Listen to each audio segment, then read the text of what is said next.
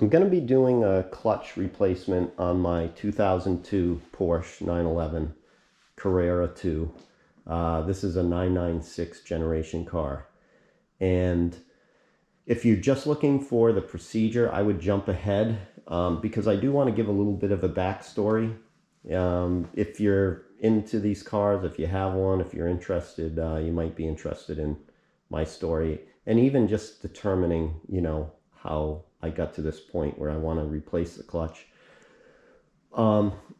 Anyway, I bought this car out of state. It was a trade-in to a dealer. It wasn't a Porsche dealer, so they really didn't know the car. They didn't know much. They didn't have any records, like, very typical when you buy a car from a dealership. It was a long distance purchase. I had done this type of thing before in the past. I felt pretty confident. I made sure I got all the information I could as far as photos, videos, phone calls while they drove the car, audio clips, videos of the car running, tailpipe.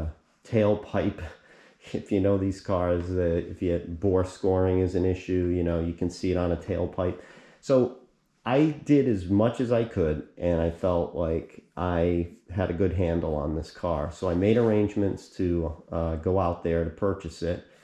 I got a one-way rental and got out there and started looking at the car, and it lived up to everything I expected. I find that if you really do your due diligence, you usually not surprised when you get out there. I mean, the car, one of the things I always say is send me a picture of every flaw you can find, inside, outside. Like, don't send me pictures of the good things. Send me the bad things, because when I get there and I see a bad thing, I won't be surprised. I'll know it. So anyway, there were very little bad things. The car's great.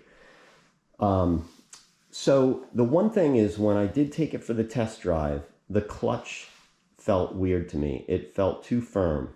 Now, I've never owned a Porsche. I haven't driven a 911. Actually, I drove one other one, but I don't remember what the clutch felt like. But it felt too firm for normal, and it almost had a little mushiness at one part of the travel in the pedal.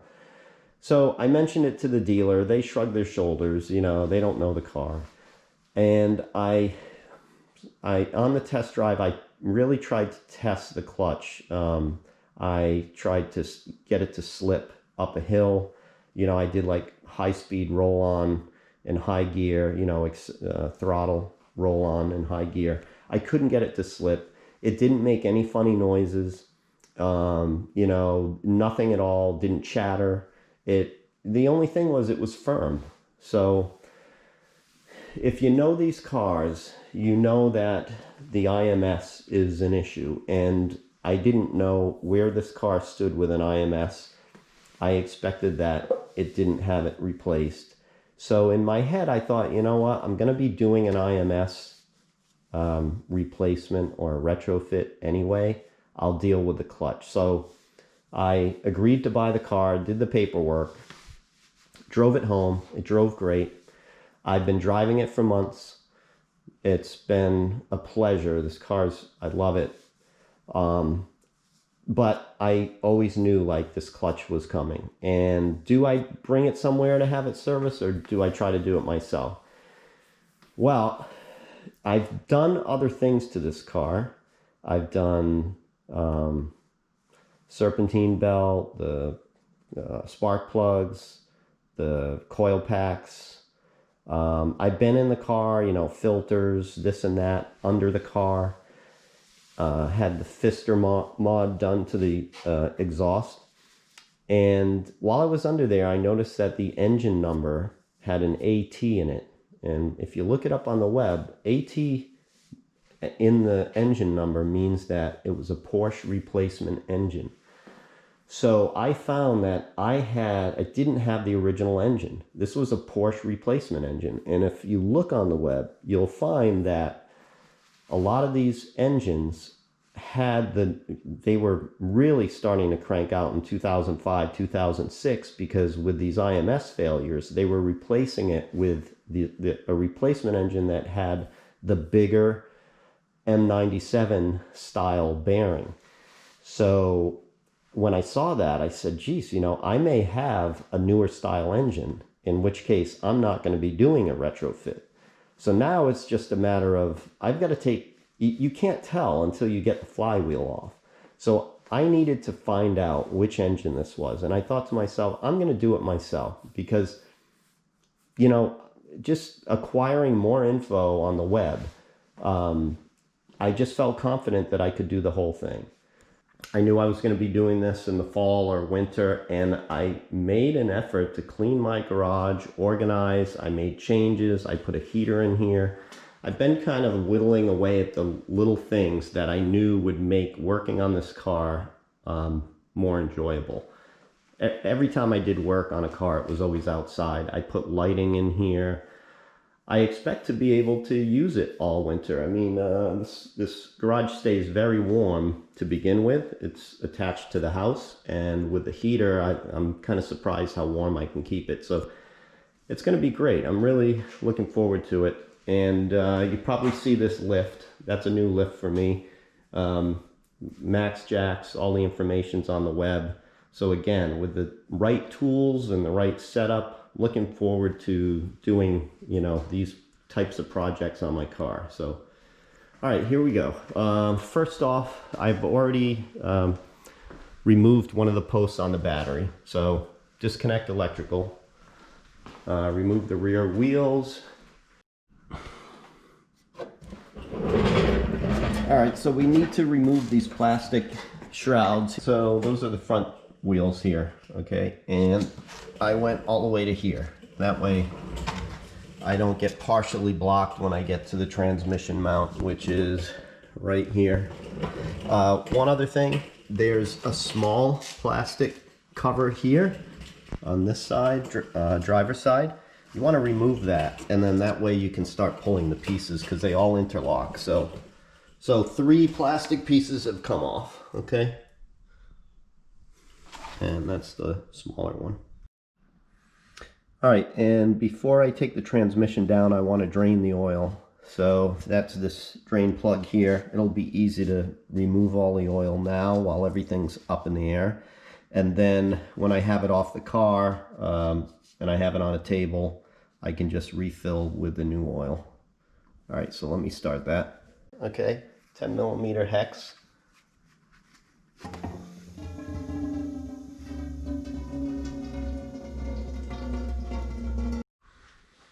All right, before we get to the axle, we have to remove this brace here. There's also another shroud up here, another plastic piece. All right, these are 2 bolts, 15mm.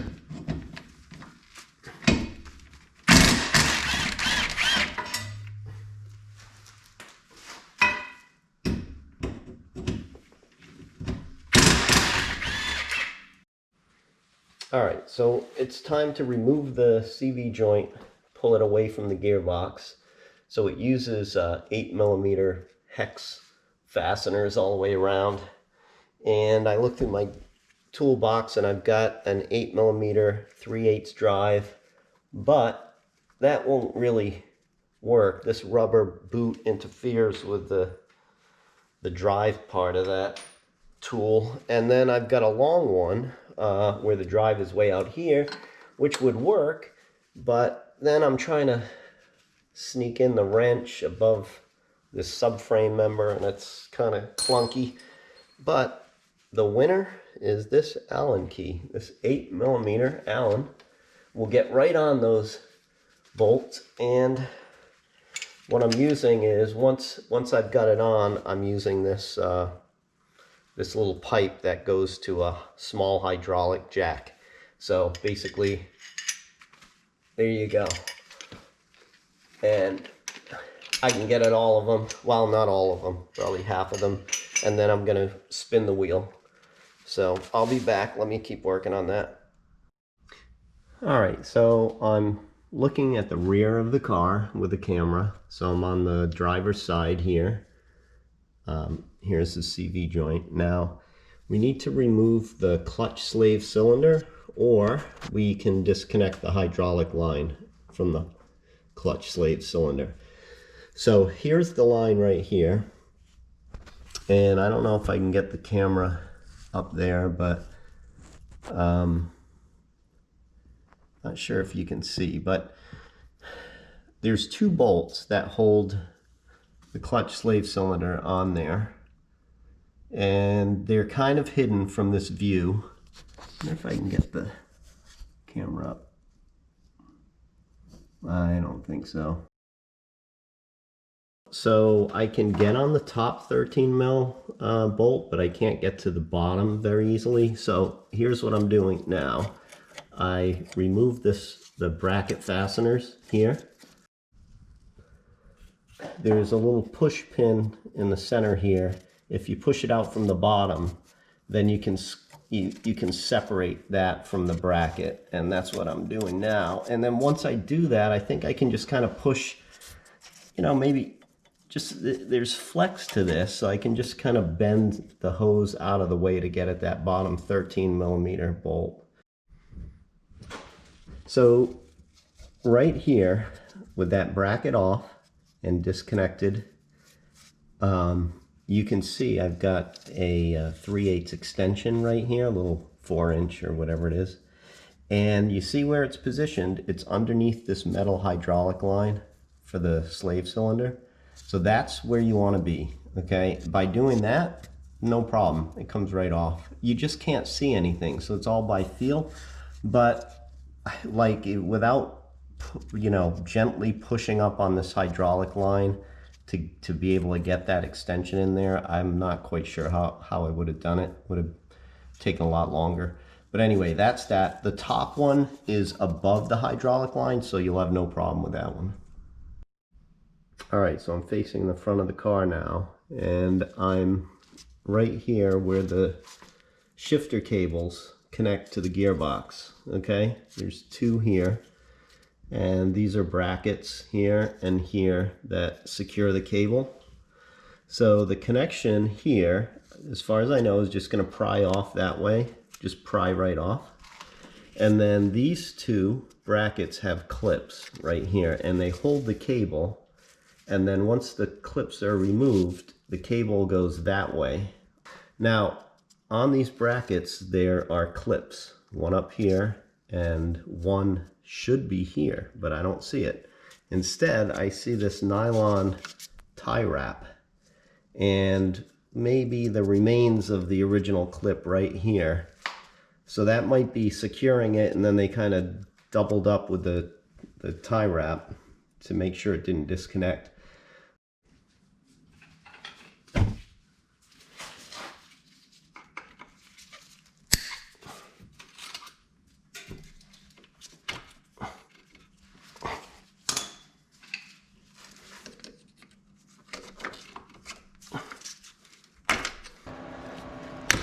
There, okay. All right, hopefully you can see this. This is the reverse sensor right here. And this clip, you're just gonna pry up and push this wire harness off it. See, it just comes right off. All right, guys, it's time to remove the transmission bolts. There's 8 of them. They're 16 millimeter. And there's one of the 8 is this one, which is a triple square 10, size 10 triple square. So that's kind of a specialty tool. You may want to get that before you start this project, because that'll stop you in your tracks. And then, you know, I'm gonna number these because they're all different sizes. Some have nuts, others are just machine thread into the block. So just to keep track of what's what when I go to reassemble. So let me get to that now.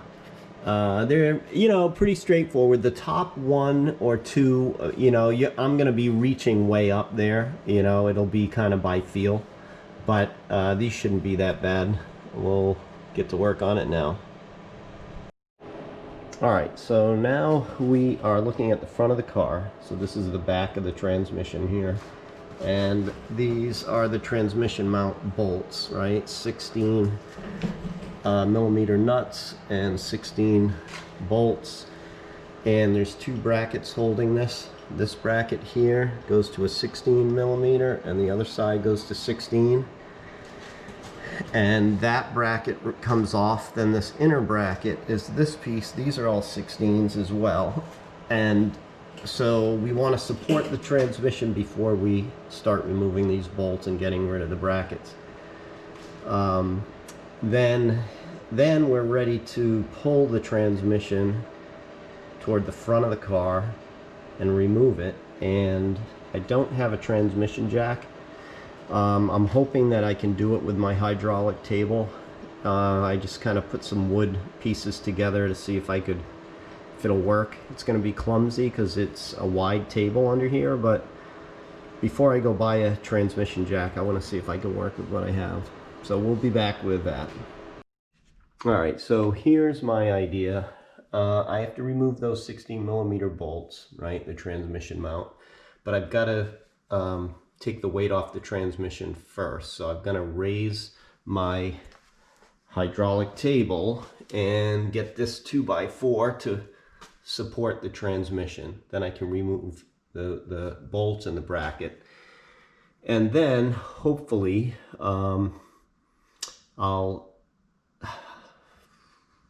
probably have to make some adjustments. I have another 2x that I can put here and support the front of the transmission, and while all this is going on, I have to make sure I support the rear of the motor. So I have this jack stand here. And like I said, I don't have a transmission jack. And mostly the reason why is because the height of this, the working height here is kind of weird, okay? Because it's this Max Jacks. It's like a mid-lift jack. I don't go all the way up. I still have room if I wanted to go higher, but this actually is a good working height for me. You know, I can be on the creeper, I can move around, I can get at everything comfortably, so I don't really want to go higher. But the problem is they don't make a lot of, you know, products that support this height. You know, they make a lot of stuff for if you work off floor jacks or if you work off a full height stand. Like even these jack stands, these were hard to find. You can't find them in this height very easily. I got those from Greg Smith Equipment. Really, they're like the only ones that made a size like this. And transmission jacks are either tall for full length lifts or short for working under, you know, ramps or little jack stands. So I'm trying to make do with what I have, and I'm going to give it a try and let's see how it goes. So we'll be back. Okay, here we are with the brackets out of the way and the transmission supported by the hydraulic table with this wooden support. And I added this piece to kind of equalize the weight. Most of the contact was toward this side of the transmission, and if I tried to separate the transmission from the engine with most of the weight here, there's going to be a lot of force on the input shaft of the transmission, so it's not going to separate easily. This way it's kind of equal, so I'm basically just going this direction and it should slide out. And you see the engine supported here by the floor jack. This hydraulic table is a pain in the butt. It's too big, and I can't see doing this for the install. I think I'm just gonna come up with a solution. I know I can get a low transmission jack and put it on the table. If this table was lower, then I'd be able to get in there, but I'm using it as a jack to support the transmission as I'm removing brackets, and it's just a pain. You can see I do have a tie down around the transmission. I'm going to sock that down a little bit tighter, and then I'm going to start pulling on the table. So let's see what happens. I'll put this on a tripod.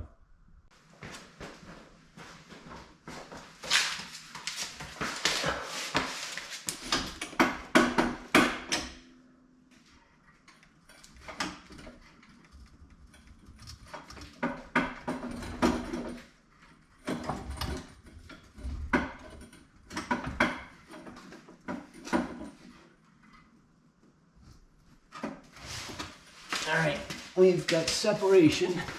Gotta make sure everything clears here. We're coming down.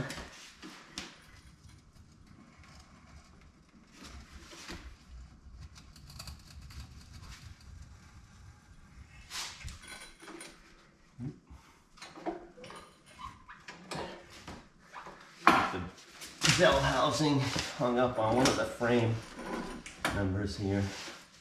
Let's try to get this to come back. All right.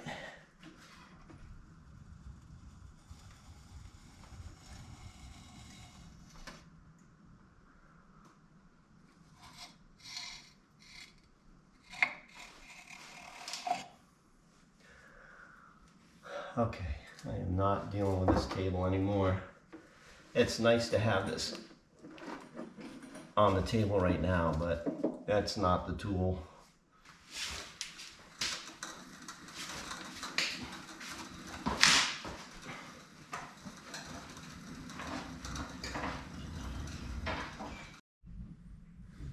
All right, transmission is out.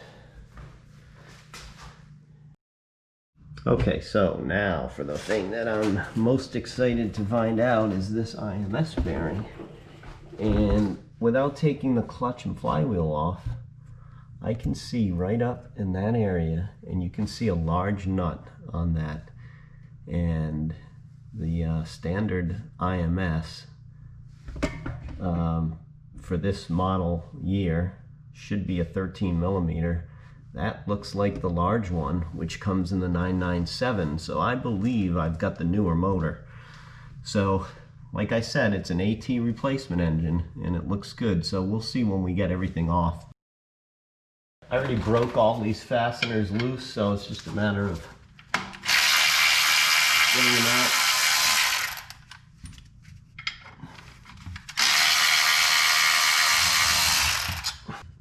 Okay, here we go, here we go.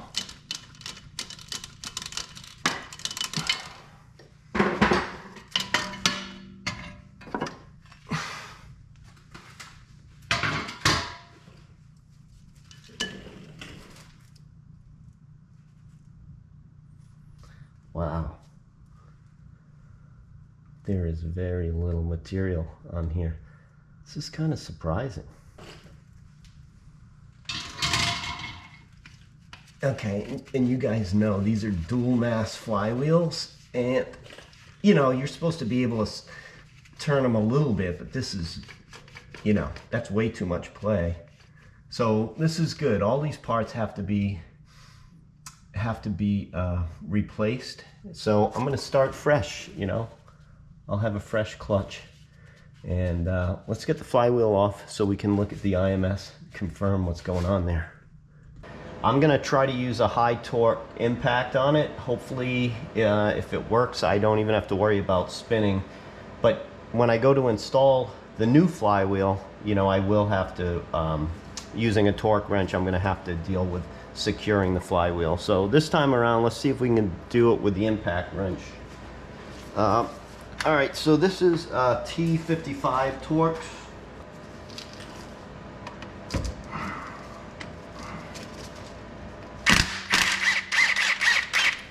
Yeah, no problem.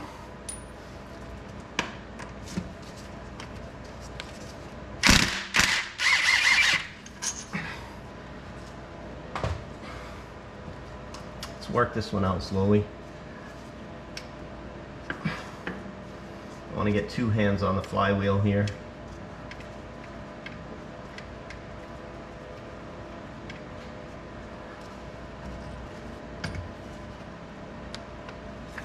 Okay, with the flywheel off, we can see inside. We see the RMS there. It's got a lot of clutch dust, but there's the IMS with a large 22 millimeter nut. So that's the large internal bearing that would come with the M97 engine. So very happy to see that. So there we go. We're going to clean things up and we'll be back. Just want to get a real quick shot of the disc, clutch disc that we took out of here. If you notice, we're pretty close to the rivets here. Not much material left. Okay, this thing's a little over 6 millimeters, just over, and the new one is over 8 millimeters, so quite a bit of wear on that clutch disc. Okay, we're at the transmission. I want to remove this clutch arm here with the throwout bearing. Now it should just pop. There it is. It just pops right off of this. While we're waiting for parts to come in, it's a good time to do some cleanup, and we'll replace that oil from the gearbox. We'll put some new gear oil in. And this is a popular brand that a lot of people are saying that it's worked well for them. So Motul Gear 300, and it's 75/90 weight. So what we're going to do here is, this is a 10 millimeter Allen. So remove that, and should take about 2.8 quarts. And when we get there, we'll start to see that the oil will run out of the fill. And that's our indication that the transmission is full. So it's important to get it level. I'll probably prop up the back of the transmission just to make sure that the transmission is level, and then we'll start that fill. Pretty cool, right?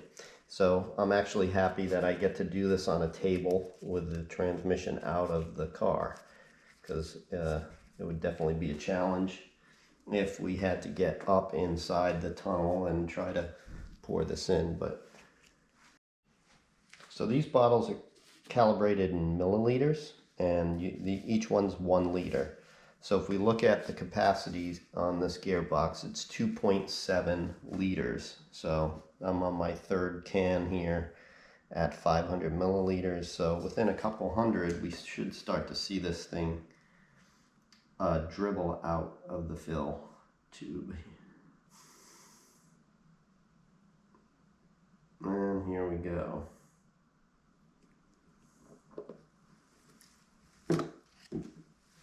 I'm just going to try to put a little extra in there and close it up.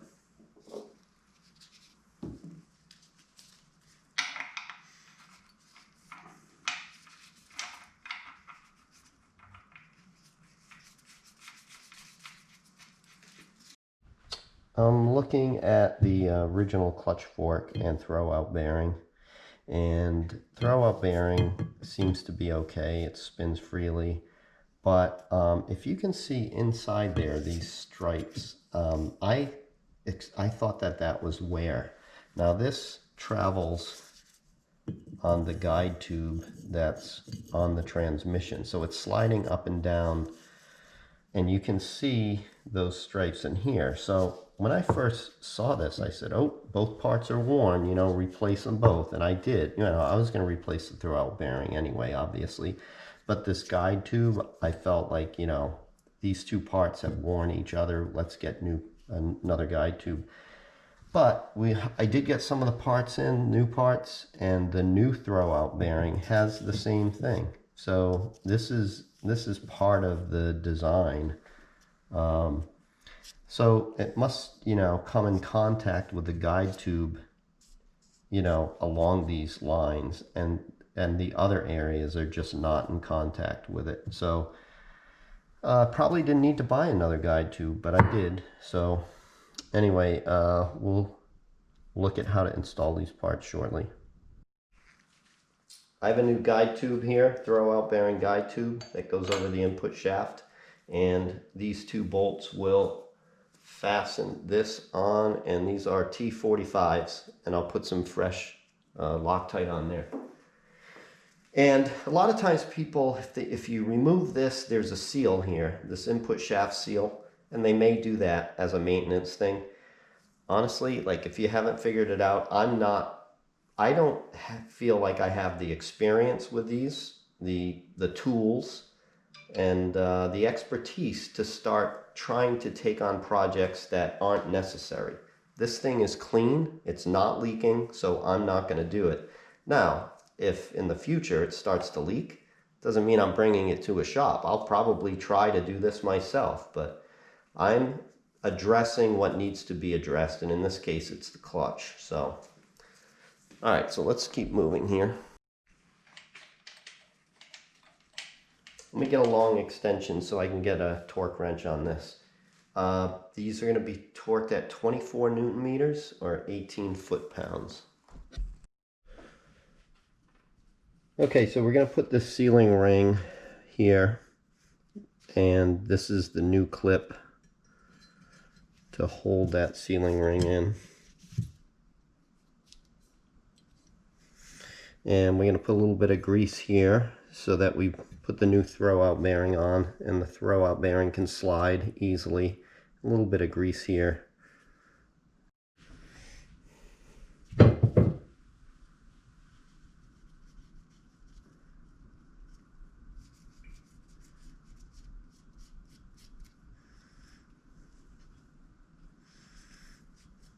Obviously we don't want any grease to get into the action of the clutch, pressure plate, any of that, so we're going to go pretty easy on this.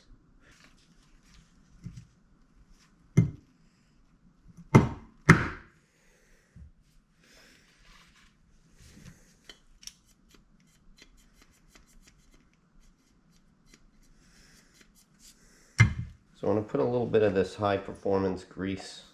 You know, this is for high temp, high pressure on these splines.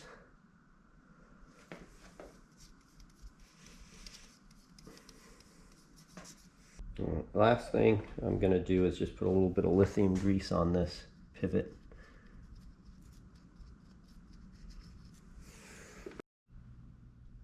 And last thing I did was just kind of go around and wipe away any excess grease on any of these parts. This is just a light film. Okay, so throwout bearing is going to go on the tube, and that pivot part is going to push into that seal, and there we go. Okay, so that's the clutch action right there. So here's where the slave cylinder is going to go, and I've got a new slave cylinder here. All right, let's put this in here. I'm going to step in front of the camera for a second, just make sure that it's lining up on the clutch fork properly. Hopefully you guys can see this. All right, we got a little bit of Loctite here.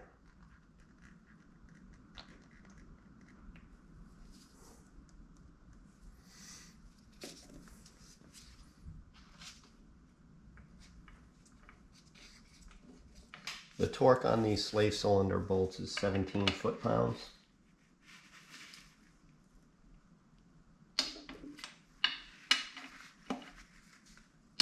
And I want to address a couple things, and one is the rear main seal.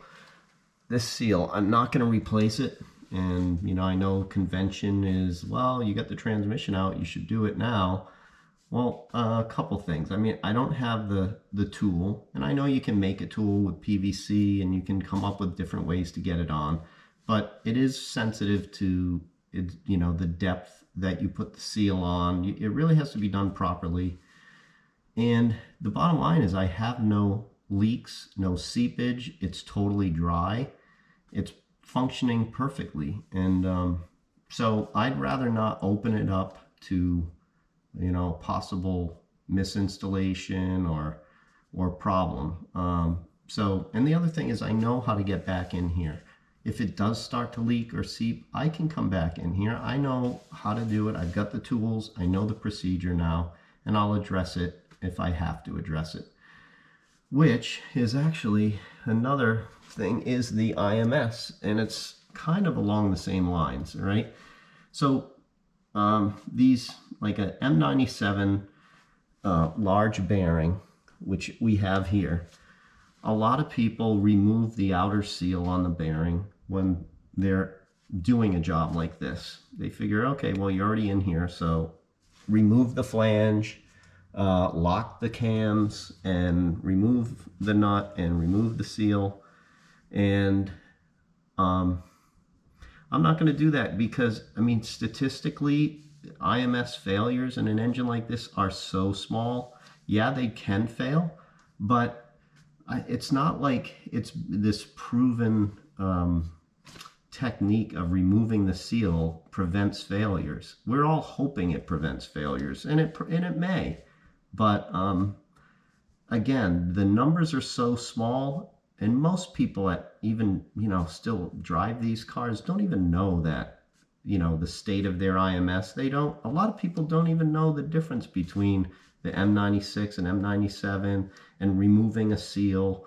You know, the cars out there, for the most part, are just driven with no knowledge of that. So I'm not going to open myself up to any problems with the IMS. I feel, now that I know I have the big IMS, that I'm in a pool of, you know, pretty low failure rates. So I'm going to leave it as is. And that's, you know, for good or bad, these are my decisions on both of these parts. So we're going to put the flywheel back on. Okay, see this pin right here? That's what I'm going to use to align the flywheel. The flywheel has a recessed hole for that pin. So that should help me figure out where, you know, and what orientation to put the flywheel. So let's get it up here.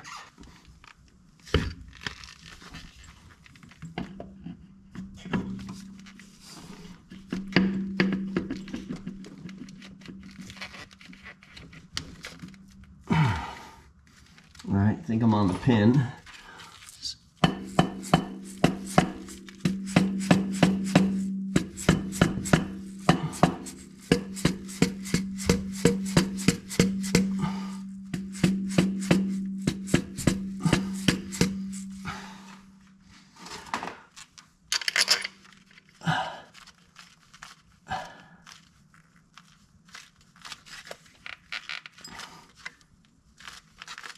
All right, I'm just trying to hold it with this bolt, make sure that it doesn't come out. And I'm going to put Loctite on the remaining bolts and then remove this, put Loctite on it, and then we're going to start to torque. All right, working my way around. These are only hand tight. So the torque value is 25 Newton meters or 19 foot-pounds. So what I'm going to do is just crisscross, slowly kind of work up till I get to those values. And once I get to those values, then we have to rotate each bolt 120 degrees, and we'll address that when we get to it. But basically, we're just making sure that this flywheel is just uniformly getting pressed onto the crank, and, you know, we're not just tightening one bolt more than the other, just working our way slowly around. So I'm not going to bore you with it. I'll be back.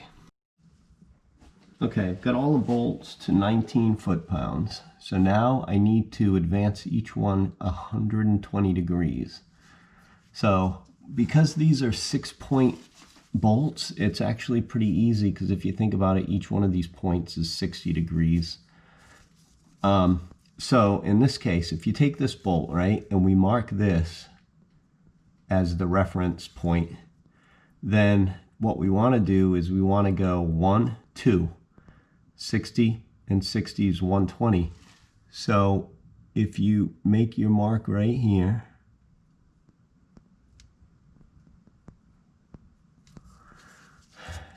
that's our start and that's our end. Now I need to do that for each one of these, and I don't even know if you can see the marks, but basically there's a Sharpie here and a point here, And what I need to do is I need to lock down the flywheel, because when I get to these higher torques, as I'm turning, it's going to want to turn the flywheel and turn the engine. So I'm giving this a try. This is easy. See this? This is just a tie wrap. It's like one of those really large tie wraps. So I've got it from this transmission bolt to the clutch bolt. And maybe I'll put another right here. Why not? I know this doesn't seem like it would hold, but I've seen these tie wraps hold some pretty crazy things, so whatever, it's easy. All right, so let's start. Now we're trying to get this 120 degrees.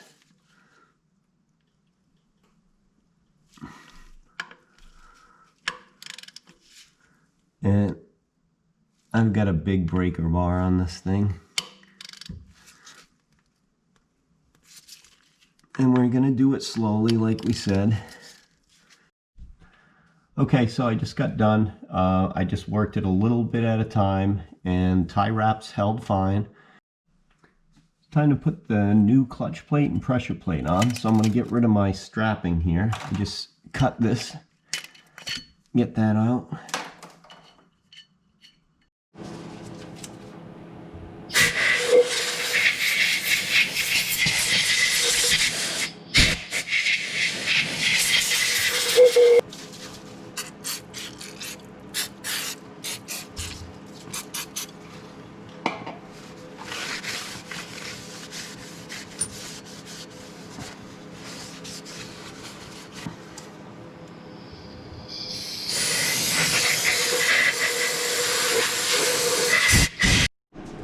All right, let's put the clutch plate up, and that'll be held, it'll be centered and held by this pilot shaft.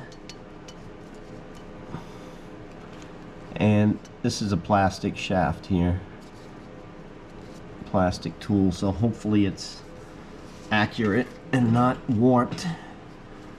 Here's the pressure plate. Now there's 3 pins, so it's pretty simple to get this to hang properly, and you can reach for your bolts and start them.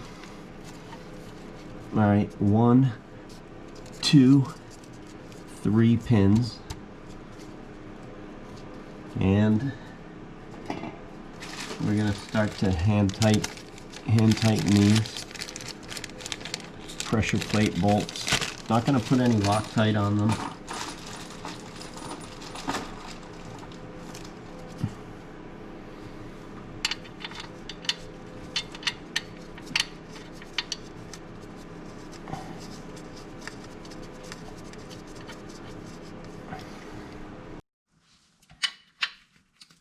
Going around here making these all hand tight, and keep in mind that the clutch plate better be centered, because as we're doing this, we're actually pressing down on the clutch plate against the flywheel, so we won't be able to move it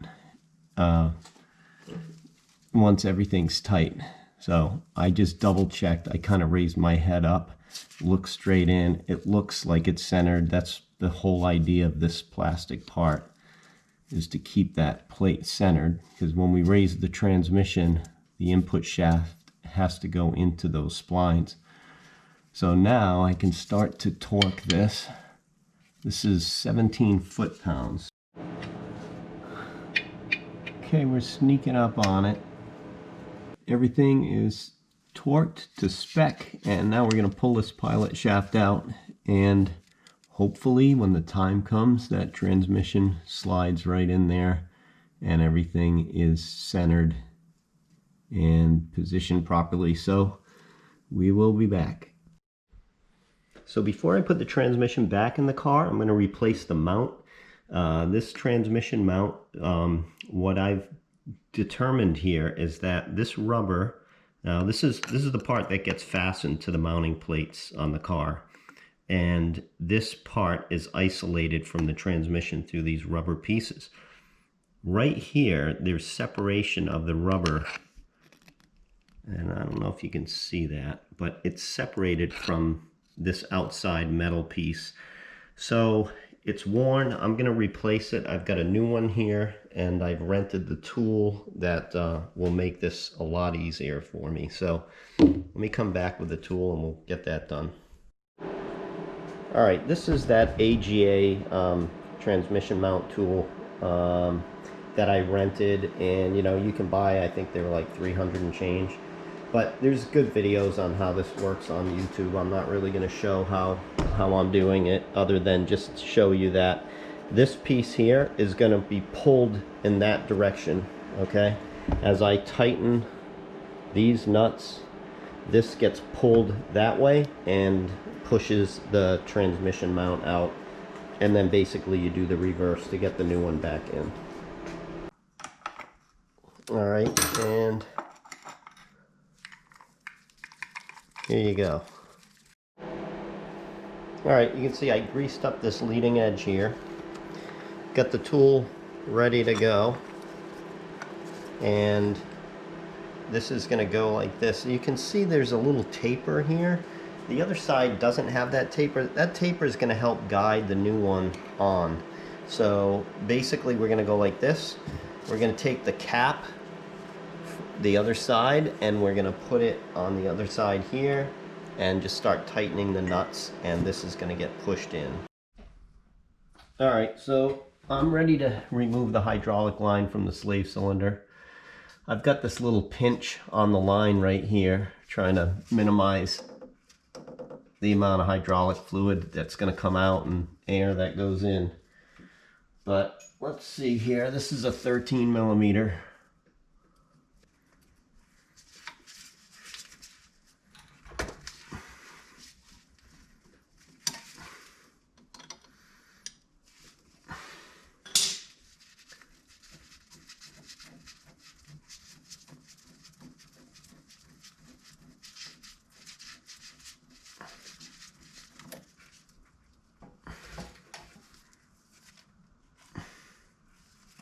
So we've got that disconnected, and I'm just going to try to hang it out of the way because I'm getting close to bringing the transmission back in.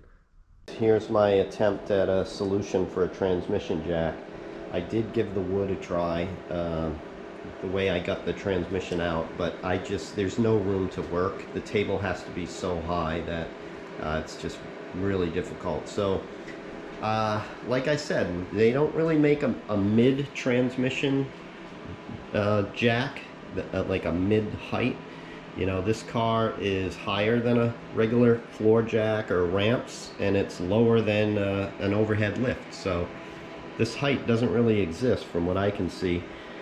So what I did was I bought one of these Harbor Freight scissor lift transmission jacks, and I bolted it to my table. I didn't put the wheels on it. I've just got, you know, a fastener on both sides. And right now it's strapped down. My plan is to keep the table low and then use the adjustment here to raise the transmission, and that way that hopefully the table won't be in my way when I'm underneath the car. I mean, it'll be worse than having just this jack on the floor, but like I said, the jack isn't high enough, so let's give this a try.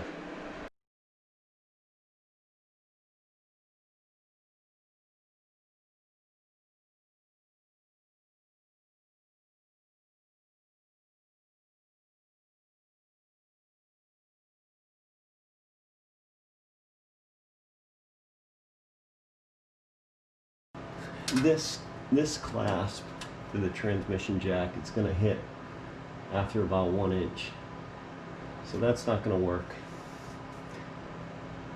So I think what I'm going to do is, without pulling this down, hopefully I can remove this strap and just put one of my own tie downs on.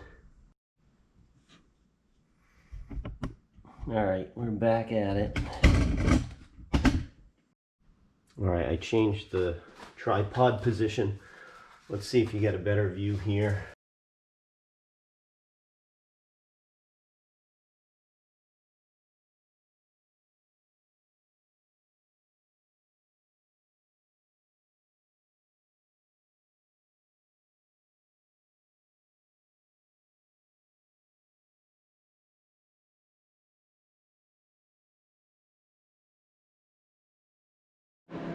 All right, I'm just trying to get the camera in here so you can see how close it is. If you see, that's one of the transmission bolts. Now, if you can get the transmission this close to the block, then you know the splines have engaged. So now I can just pull everything tight using the bolts. I don't have to worry that I'm binding anything. All right, so I started to snug these transmission bolts, and we pulled the transmission to the block now. And for torque values, we got 45 foot-pounds on this triple square and 45 foot-pounds on this, which is a 15 millimeter, and it's got a nut in the back. The other ones are all 85 foot-pounds. They're 16 millimeter. I think we covered this in the first go around, but if not, that's what they are, okay? All right, transmission bolts are all fastened, and now we're looking at the slave cylinder. If you look at that white plastic piece, that's where the fitting is going to go in, and that black rubber piece, that's the bleed valve. Okay, hopefully I have a good view of this. So here's the slave cylinder. I just removed the white plastic piece, and we're going to take our hydraulic line, and I'm going to try not to knock that tripod over. I just had a baggie on it to catch any fluid.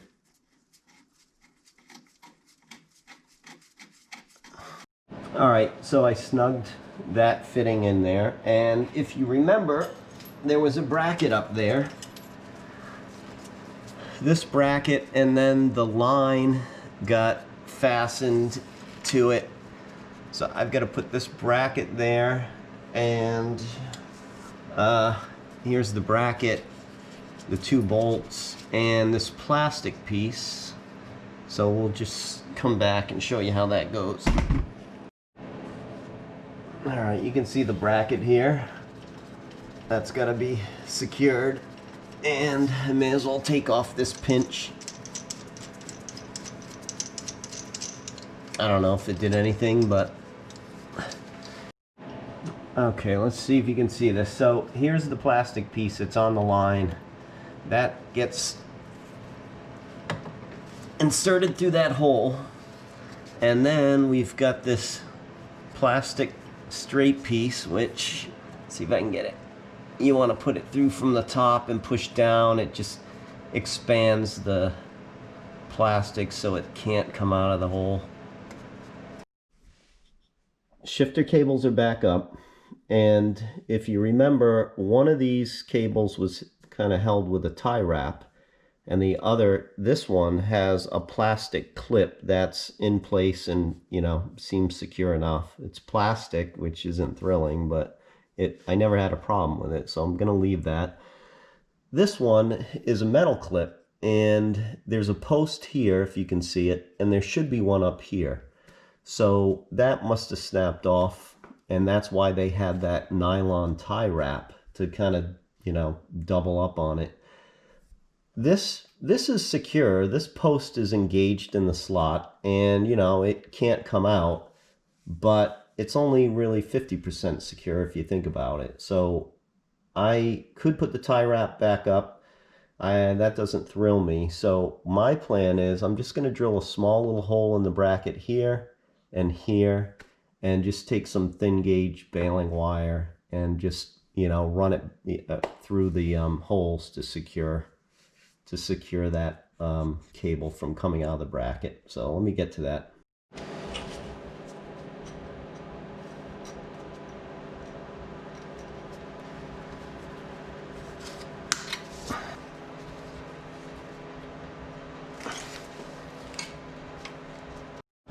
Getting ready to bleed the slave cylinder. I've got this hose from the bleed screw. Let's see if I can position this camera. Yep, bleed screw right there. I've got an 11 millimeter box wrench on it. So now I'm going to go pressurize the system, and I'll just loosen that, and we'll start draining brake fluid through this line. So let's go take a quick look at how we're going to pressurize the system. Hold on. Let me climb up here. here. So I've got a little platform I can stand on, and you see the power bleeder I've got filled 3/4 of the way up, and I've got the cap on the hydraulic reservoir for the clutch and brakes. They share the hydraulic fluid here. So I'm going to pump this up to about 20, a little over 20 pounds. Then I'm going to get under the car and we're going to start to bleed. So let me do that. I can't hold this, I'm up in the air right now, so I'm going to put this down. Alright, you can see the pressure gauge there, a little over 20. Let's get under the car. Alright, I'm going to use the open end of the 11mm just because the box won't give me the travel. So let's open this up here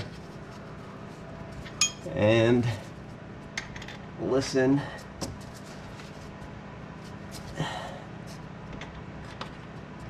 And watch for bubbles. I don't know if you can see anything there. Let me try to open this up more here.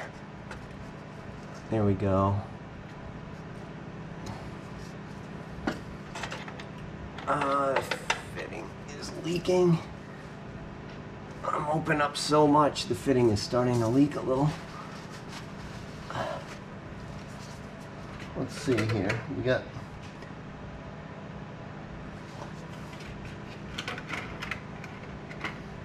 we got good flow here. I don't see any bubbles. I'm just gonna go check on the pump, see what pressure we're at. Got 15 pounds. I don't see any bubbles. I'm gonna actually stop it.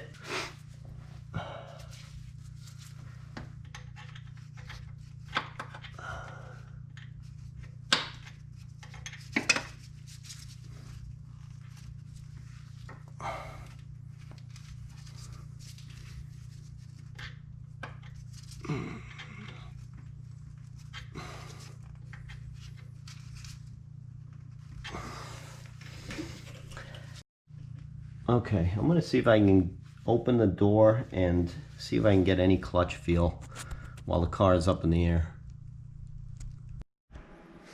I'm in the car, I'm up in the air though, and just testing the clutch now that we've bled it. And you know, it feels like a clutch should feel. It feels good. I'm reluctant to call it a success till I get everything buttoned up and put it out on the road and drive it, but I'm feeling pretty good right now. So let's keep going, try to finish this off.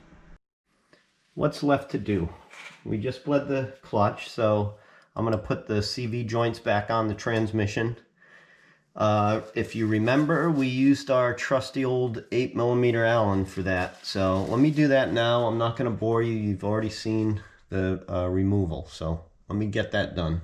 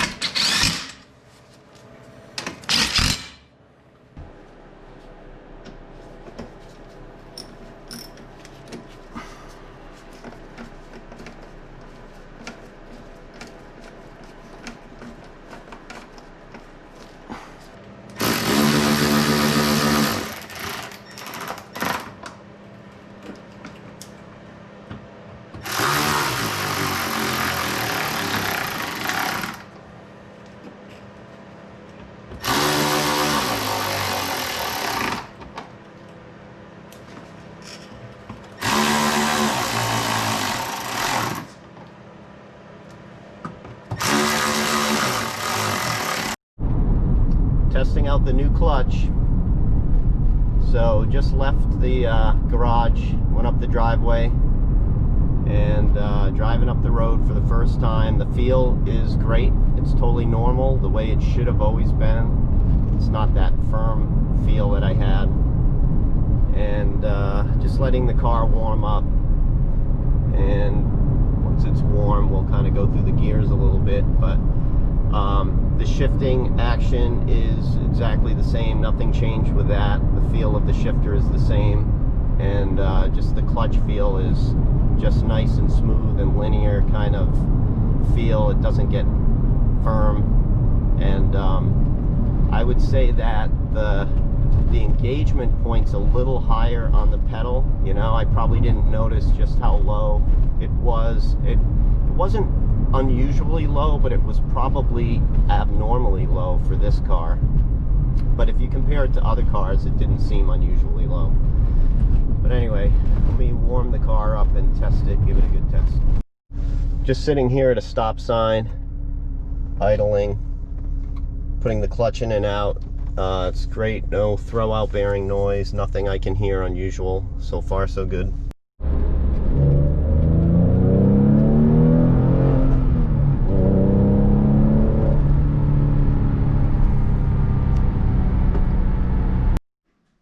Alright, just got back from the test drive and really happy. Clutch feels great, shifting action's great.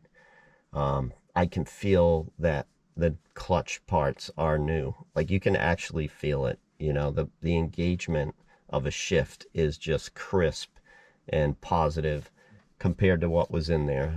You know, those parts were worn. I didn't even realize it. It wouldn't slip once it was engaged, but the whole engagement process just felt differently. This is just the way it should be. So really happy.